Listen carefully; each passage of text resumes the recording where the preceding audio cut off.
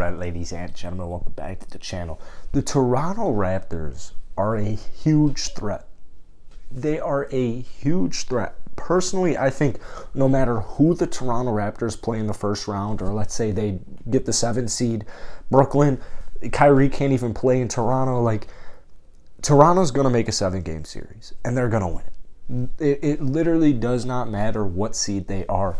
And I know the Cleveland Cavaliers have been dealing with injuries all season, but so have the Toronto Raptors. So, have OG come back tonight, that's huge. You get OG for not 10 games, but 10-ish games, 9 games.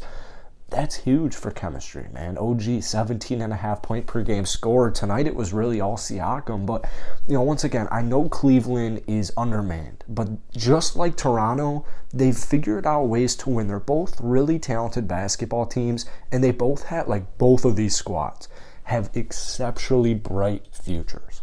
Evan Mobley, Scotty Barnes, Darius Garland, Pascal Siakam, it's almost top to bottom how talented and how promising both of these rosters are.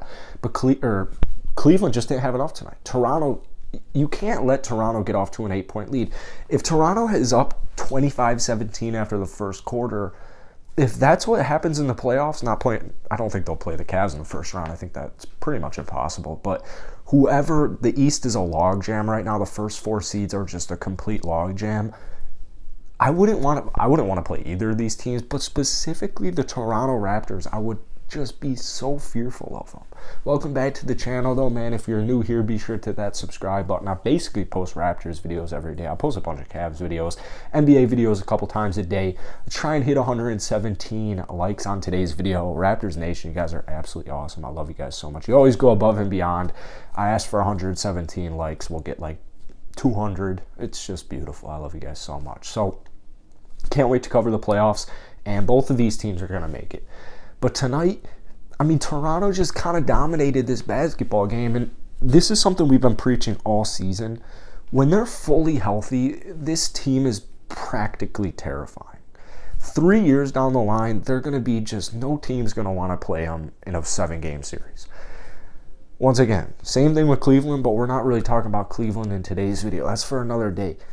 Toronto, you have your guy. Siakam is playing the best of his career right now.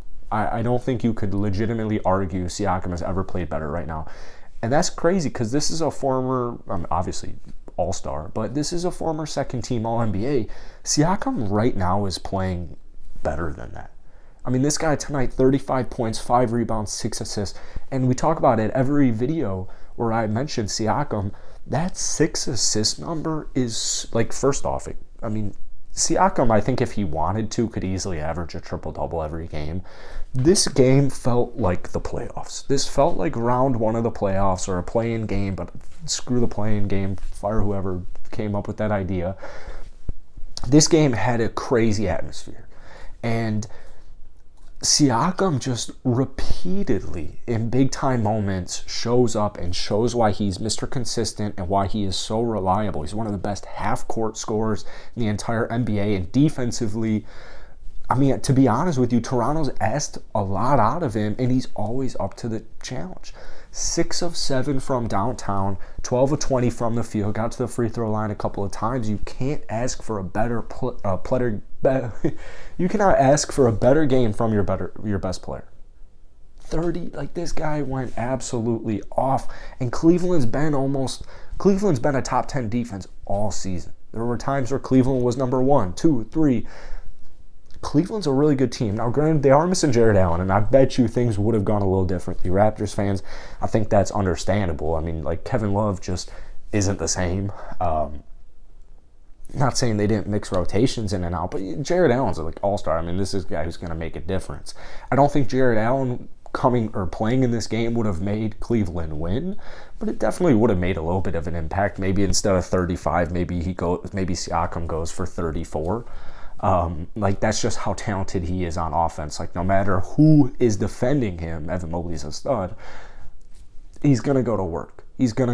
And Toronto really, all they had to do was maintain the lead for about 3 quarters tonight. They're right there. They're knocking on Cleveland's doorstep. I don't know who has the tiebreaker. If someone could drop that in the comment section, who has the tiebreaker. But Like, that's the big thing, is if this team can just stay healthy. Armani Brooks, you might look at tonight's game and be like, all right, Armani Brooks, 19 minutes, 2 of 6 from downtown. That's not great. 3 rebounds and assists, 2 steals and a block. Those are impressive stats. And defensively, in just 19 minutes, Armani Brooks made a big impact, especially the block. But those 2 threes were like money. I mean, both of those 2 threes, specifically the last 3 he made in the fourth quarter when Siakam was out. Siakam was dealing with foul trouble, keep that in mind.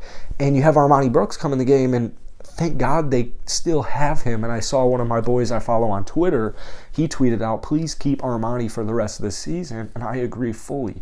Even if he's not giving you like 10 points a game off of the bench, those 6 points were so critical for him. He finished as a +8. And they were just 2 huge threes. Yes, he also missed 4 others, but the shots he made were huge. And like, if you really want to nitpick it, 33% is not the end of the world. The Raptors bench came through tonight in a number of ways. I mean, specifically Chris Boucher. I might have to make a whole video about Chris Boucher, because the way this guy turned his season around, he's actually about to break some Raptors history. If he didn't tonight, I don't think he did, but I mean, this is a guy, like tonight, 17 points, 8 rebounds. The other night, Monday in their last game against, Chicago? I know he dropped a double-double. I can't remember exactly what he had. 6 of 12 from the field, 2 of 4 from downtown, 17 points, 8 rebounds, 3 steals, and for a team high +19. I mean, Chris Boucher's defense was everywhere tonight. 33 minutes, love to see it. Chris Boucher, his confidence is at an all-time high, I would imagine. Like, it's just so crazy, because I remember, like, he started a little slow. I definitely remember him starting a little slow for Toronto, and there definitely wasn't like, oh, trade Chris Boucher because this is his last year, but it was almost like I was kind of not excited, but I was almost like straight chilling, because Chris Boucher is going to get back to doing Chris Boucher things, but since this is an expiring contract, like, he started slow. So statistically, he had a little bit of a, mishap, but it ended up being absolutely perfect. Start a little bit slow. I don't know if that's going to influence how much money he's going to get in this offseason. I would imagine at least a little bit, but right now he is so critical to the Raptors, because off of the bench, even if he's closing out games, Chris Boucher off the bench has been money. And the Raptors, they have a bench. I'm not trying to diss their bench.